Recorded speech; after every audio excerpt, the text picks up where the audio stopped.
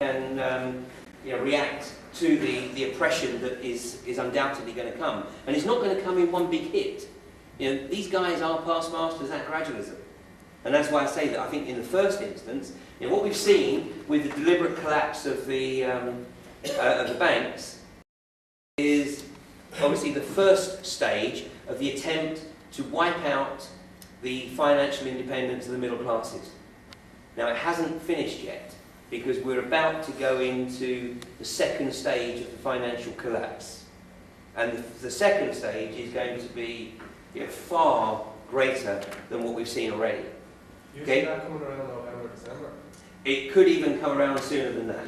I mean, the bottom line is that you've got the likes, when you've got the likes of Gettner, Greenspan, Mervyn King from Bank of England, Mandelson even, all saying, well, we could be heading for a double dip.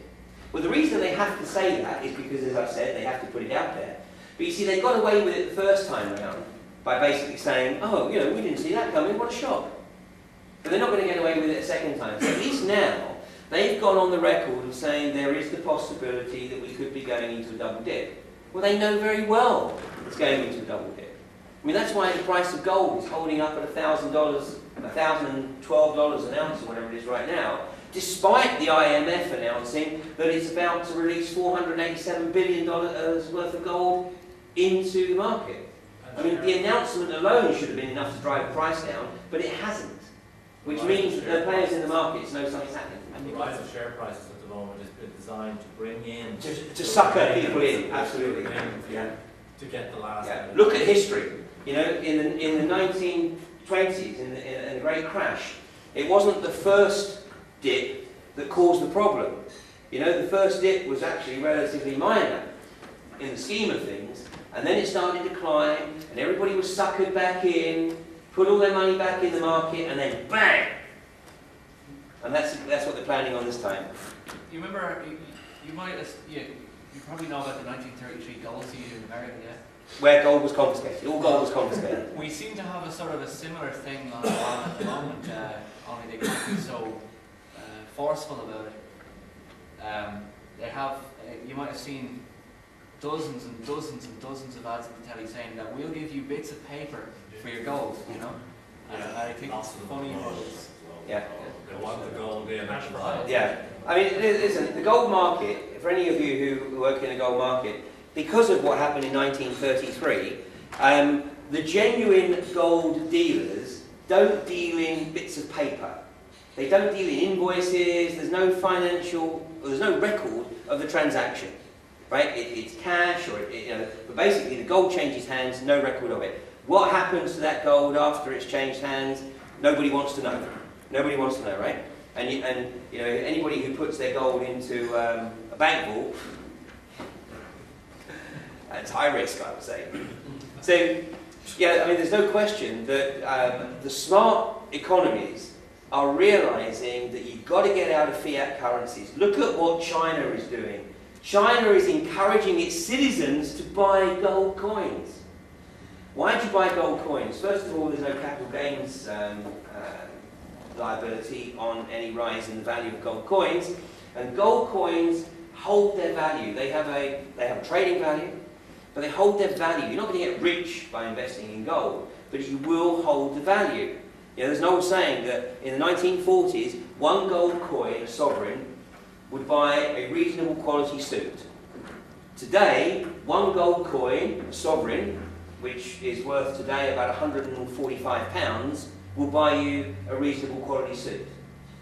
So gold holds the value against all the fluctuations of fiat currency.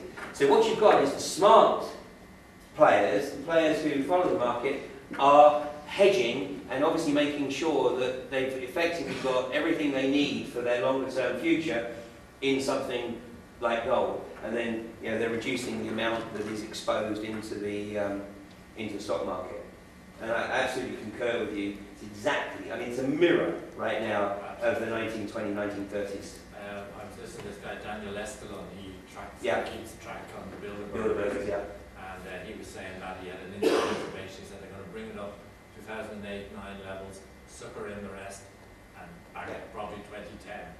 most likely sometime in 2010. You know, if we went back to a situation where all the fiat currency in the world was backed by gold, then there was one economist who did the calculation. He said the true value of gold right now would be $20,000 an ounce, which of course it's not going to get to. But I mean, there are many commentators and economists who are absolutely convinced that within the next year, 18 months, we're going to see gold at $1,500 and maybe even $2,000 an ounce. But that, you've also got to take into account that that could happen, of course, with the accelerated drop of the dollar. It would have the same effect. So, but yeah, I mean, I think we're all of accord here of what's occurring. I know you look at more global issues, but what are your thoughts on the common purpose? On Common purpose. common purpose, yes, common purpose. In the US, I don't have the slide at hand here, but in the US is effectively a society that is controlled through its fraternities. Okay? And this is why the university system is so important in the US and why nobody gets into any kind of position of authority and power in the US without a college degree. And in most cases, without an Ivy League college degree. Now, right now, I can tell you what the structure is in the US. Skull and Bones have the ascendancy. All of the major players, and there's about 550 Skull and Bonesmen alive, and they are spread throughout all of the key administrative organisations, Council on Foreign Relations, Trilateral Commission, obviously the Bilderbergers, etc., White House. So they're spread. They are calling the shots. But of course, Skull and Bones is unique to Yale. By the way, you know who's about to be inducted into Skull and Bones? And be given an honorary membership of Skull and Bones? Yes! Yale, where he has his Faith Foundation. It makes me want to vomit. He used to be quite a good looking man. Have you seen the head on him recently? He's starting to look evil now. Probably having plastic surgery. But I mean, so he's going to become an honorary Bonesman.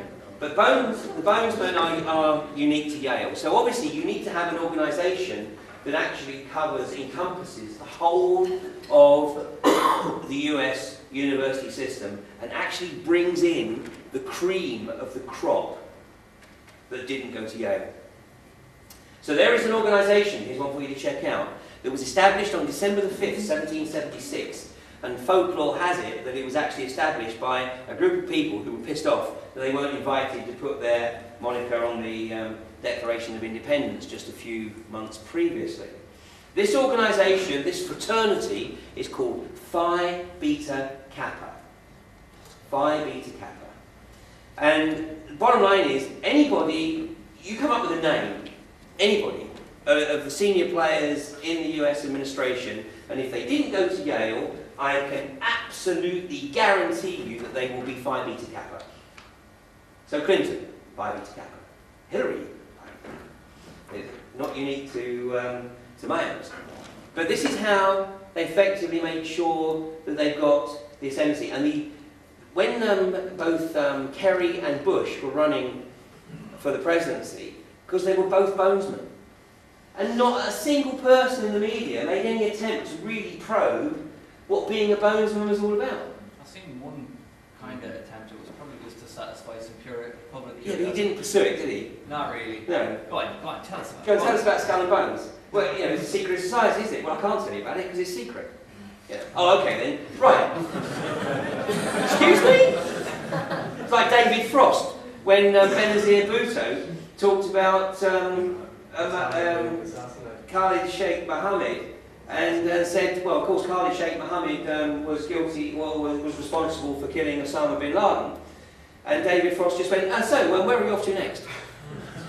Hang on a second, she's just said that Khalid Sheikh Mohammed was responsible for killing Osama bin Laden. Isn't that like big news? Because aren't the Americans supposedly still hunting this guy? No, we'll just let that one go straight over the top of our heads. That's why she was murdered. That's why she was assassinated. Because she let the cat out of the bag. And these guys in the inner sanctum have very clear rules. And that is, if you're in the inner sanctum, you do not share this stuff with the mundane.